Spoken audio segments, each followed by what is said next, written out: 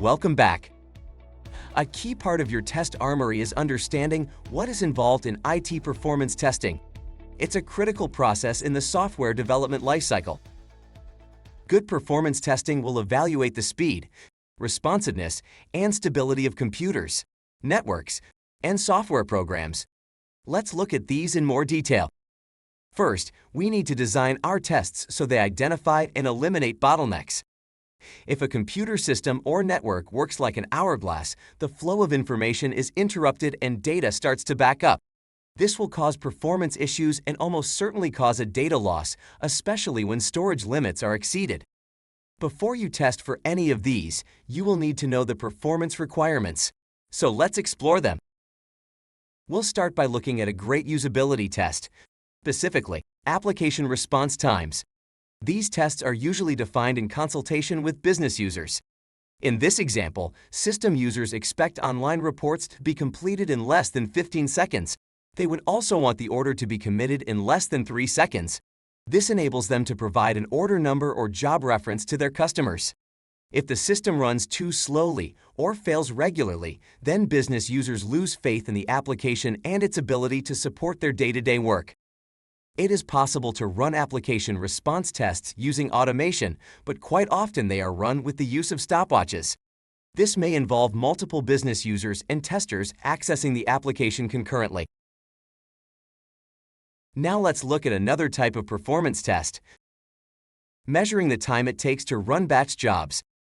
These batch jobs are frequently run at night because they would have a performance impact if they are run during normal working hours. Some typical batch jobs would be processing resource-heavy customer reports or copying data from one database to another.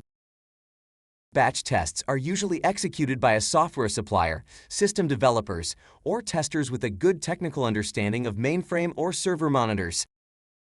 Now let's discuss another type of performance test,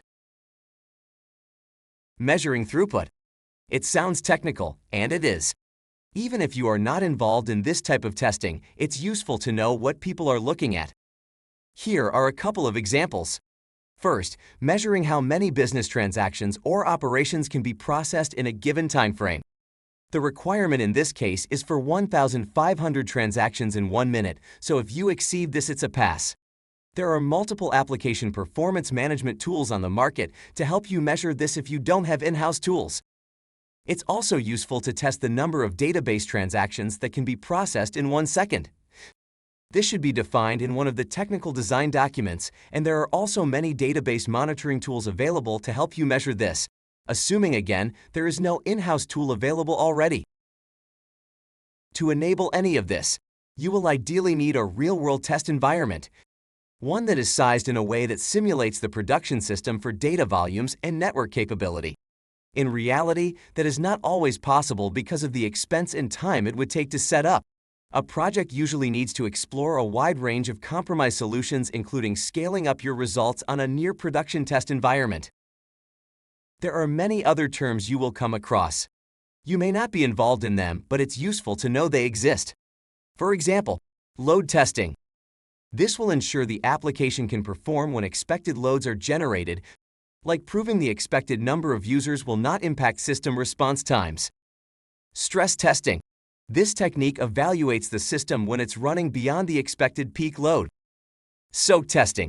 This makes sure the system can perform over extended periods, and it's great for identifying problems like memory leaks, which can eventually lead to performance issues. Volume testing. This is just as it sounds.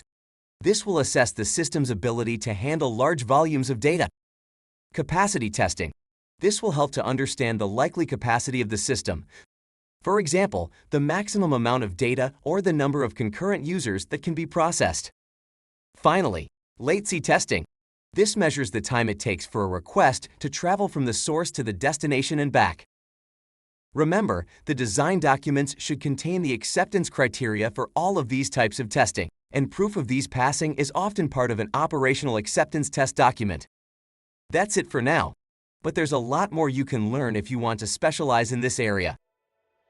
I hope you found this lesson useful and learned some performance testing terminology you will encounter. In the next lesson, we will examine how tests can be automated and when we may want to do this. I will see you there. Remember, all lessons are free, so please like this video and subscribe to the channel. It costs you nothing and allows us to keep creating free content for you.